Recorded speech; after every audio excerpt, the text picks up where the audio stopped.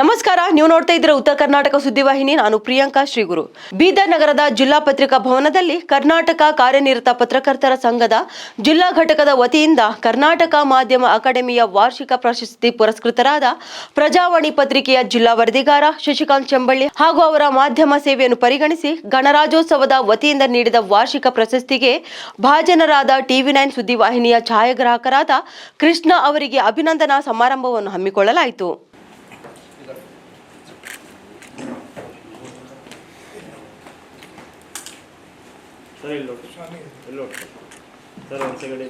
ಇವತ್ತು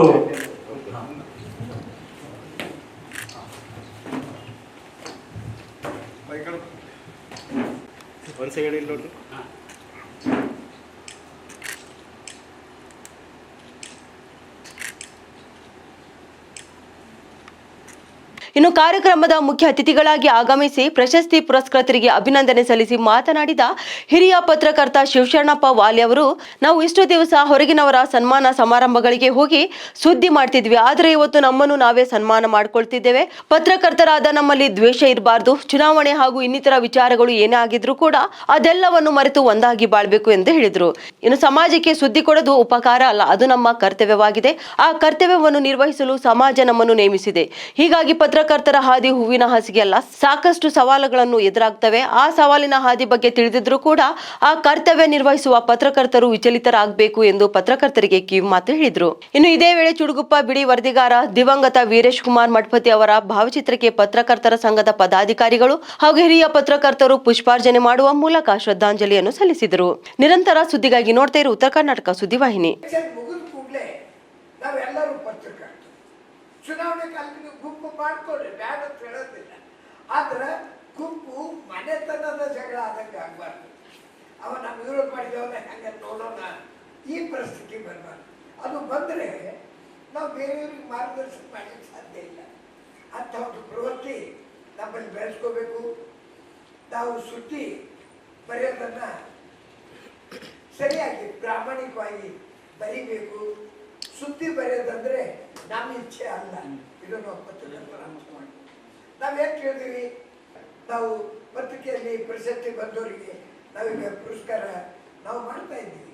ಯಾಕೆ ಇವಾಗ ಮಾಡ್ತಕ್ಕಂಥ ಜನರು ಇದ್ದಾರೆ, ಇವಾಗ ಮಾಡಬೇಕು, ಅದು ನಮ್ಮ ಕರ್ತವ್ಯ. ನಮ್ಮಲ್ಲಿ ಇಂಥವ್ರು ಇದ್ದಾರೆ, ಇದನ್ನು ನಾವು ಸಮಾಜಕ್ಕೆ ತೋರಿಸ್ಕೊಡ್ಬೇಕು. ಆಮೇಲೆ ಕೆಲವು ಸಲ ಈ ಸುದ್ದಿ ಹೇಳಕ್ಕೆ ನಾನು ಯಾಕೆ ಹೇಳಬೇಕಾಗ್ತದಂದ್ರೆ, ನಾವು ಬರೀ ಪತ್ರಕರ್ತರೇ ಇದ್ದೀವಿ. ಸುದ್ದಿ ಕೊಡೋದು ಉಪಕಾರ ಅಂತ ನಾವು ಬಹಳ ಜನ ತಿಳ್ಕೊಂಡಿದ್ದೀವಿ. ಇದು ಮಾತ್ರ ನಮ್ಮ ತಲೆಯಲ್ಲಿ ತೆಗಿಬೇಕು. ನಮ್ಮದು ಸುದ್ದಿ ವಾಹಿನಿದವ್ರು ಇರಲಿ ಅಥವಾ ಪ್ರಿಂಟ್ ಮೀಡಿಯಾದವ್ರು, ಸುದ್ದಿ ಕೊಡೋದು ಉಪಕಾರ ಅಲ್ಲ, ಅದು ನಮ್ಮ ಕರ್ತವ್ಯ. ಅದಕ್ಕಾಗೆ ನಮಗೆ ನೇಮಿಸಿದ್ದಾರೆ. ಇದನ್ನ ನಾವು ಸರಿಯಾಗಿ ತಿಳ್ಕೋಬೇಕು. ಬಹಳಷ್ಟು ಜನರು ತಪ್ಪು ಕಲ್ಪನೆ, ನಮಗೆ ಮನಸ್ಸು ಬಂತು ಅಂದ್ರೆ ಸುದ್ದಿ ಕೊಡ್ತೀವಿ, ಇದು ಕೊಡೋದಿಲ್ಲ. ಅಥವಾ ಯಾವುದೋ ಒಬ್ಬ ರಾಜಕೀಯ ನಮ್ಮ ಪಕ್ಷಕ್ಕೆ ಅವನ ಪಕ್ಷ ನಾವು ನಂಬೋದಿಲ್ಲ, ಆ ಪಕ್ಷದವ್ರು ಏನೇ ಸುದ್ದಿ ಇದ್ರೆ ನಾವು ಕುಡಿಲಿಕ್ಕೆ ಹೋಗೋದಿಲ್ಲ, ಅಥವಾ ತಿರುಚಿ ಕೊಡ್ತೀವಿ. ನೀವು ಸಂಪಾದಕೀಯ ನಿಮ್ಮಲ್ಲಿ ಸಂಪಾದಕರಿದ್ರೆ ಅವ್ರು ಸಂಪಾದಕೀಯ ಬರೀಲಿ, ಸುದ್ದಿ ತಿರ್ಚೋ ಅಧಿಕಾರ ನಮಗಿಲ್ಲ. ಇದ್ದಂಗ ಯಾರು ಹೇಳ್ತಾರ ಅದು ನಿರ್ಭಯವಾಗಿ ಬರೀಬೇಕು. ಸಂಪಾದಕೀಯ ಮಾತ್ರ ನೀವು ವಿಚಾರಧಾರೆಗೆ ಬಿಟ್ಟಿದ್ದು. ಪತ್ರಿಕಾ ಧರ್ಮದಲ್ಲಿ ಅದು ಒಂದೇ ಕಾಲ ನಮ್ಗೆ ಇದ್ದಿದ್ದು. ನಮ್ಮ ಮನಸ್ಸಿಗೆ ಬಂದಂಗ ನಮ್ಮ ವಿಚಾರ ತಿಳಿಸ್ಲಿಕ್ಕೆ. ಸುದ್ದಿದಲ್ಲಿ ನಮ್ಮ ವಿಚಾರ ಅಲ್ಲ, ಏನದ ಅದನ್ನ ತಿಳಿಸಬೇಕು ಮತ್ತು ಪ್ರಾಮಾಣಿಕ